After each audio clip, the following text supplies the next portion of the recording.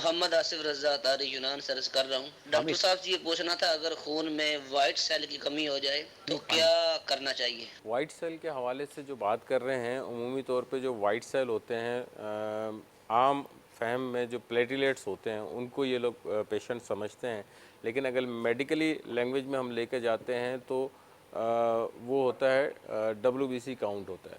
अगर वो कम होता है तो इसका मतलब ये है कि कोई खुदा ना खास्ता कोई मूज़ी तकलीफ़ है जिसकी वजह से प्रॉब्लम है, उसकी तशख़ीस कर लेनी चाहिए। और प्लेटलेट भी साथ में कम होता है, जिसको अमूमी तौर पे वाइट सेल भी कहते हैं, तो वो भी अगर साथ में कम हो रहा होता है तो वो कुछ अच्छी अलामत नहीं वाइट होती। सेल कम होने की वजूहत क्या होती हैं? वाइट सेल का प्रोसीजर क्या होता है? वाइट सेल देखें, वाइट सेल जो बेसिकली होते हैं ना, ये हमारा डिफेंस मैकेनिज़्म है, ये हमारी समझ लें बॉडी की पुलिस है। अच्छा, अब ये हमारी बॉडी की दिफा पुलिस करती है, ये है। दिफा करती है।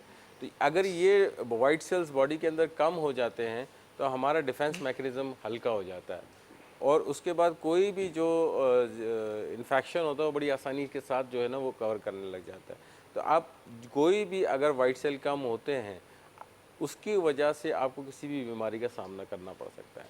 अब प्लेटलेट भी अगर आपके कम हो रहे हैं तो उसकी बहुत सारी वजूहत होती है, मुख्तलिफ़ बीमारियों में कम होते हैं।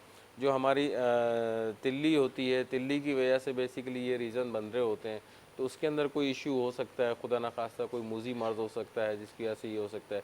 ब्लड की कोई ऐसी बीमारी हो कोई ऐसे सकती है। ख़ास रीज़न, मिसाल के जनरल हमारे नाज़रीन हैं, यकीनन ये हर एक को तो प्रॉब्लम नहीं होता, लेकिन कोई ऐसी ख़ास रीज़न आप जैसे हमारे नाज़रीन को कहें कि इससे आप लाज़मी एहतियात करें ताकि ये प्रॉब्लम से बच सकें? देखिए, इसमें कोई स्पेशल कोई रीज़न तो नहीं होता ठीक है, है। खुदा ना खास्ता कोई अगर कोई जरासीम वगैरह लगता है, जैसे मुख्तलिफ़ बीमारियाँ हैं। अब वो जरासीम तो किसी भी बीमारी से लग सकता है।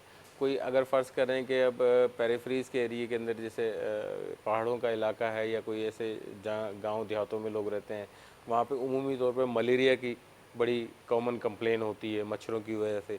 तो उसकी वजह से जो हमारी तिल्ली पे असर पड़ते हैं, तो उसकी वजह से हमारा जो डिफेंस मैकेनिज़्म है उसमें डिस्टर्बेंस आती है। तो उसकी उसकी ही वजह से आपका वाइट सेल्स भी कम होने लग जाते हैं।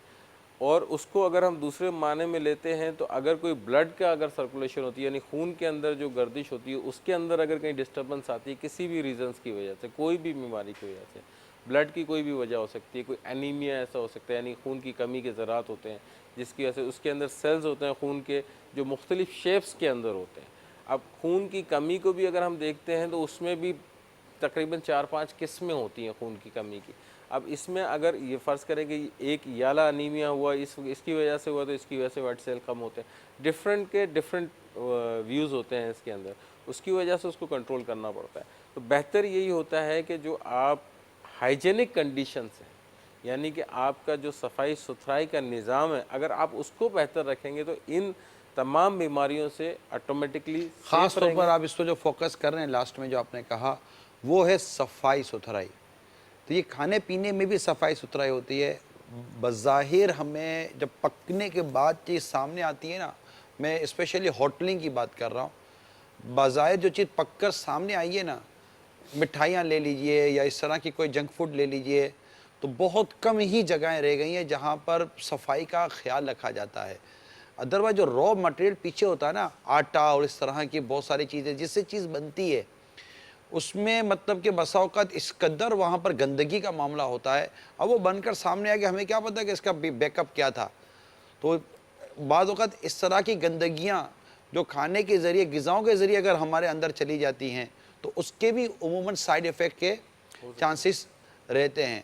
तो घर का खाना खाएँ, मोस्टली घर का खाना खाएँ ज़्यादा से ज़्यादा, और घर का खाना खाकर और सफाई-सुथराई के साथ खाएँ, बेदर्दी के साथ ना खाएँ, लिमिट के साथ खाएँ, नॉर्मल जैसे खाएँ और अपनी सेहत को फ़ोकस करते रहें।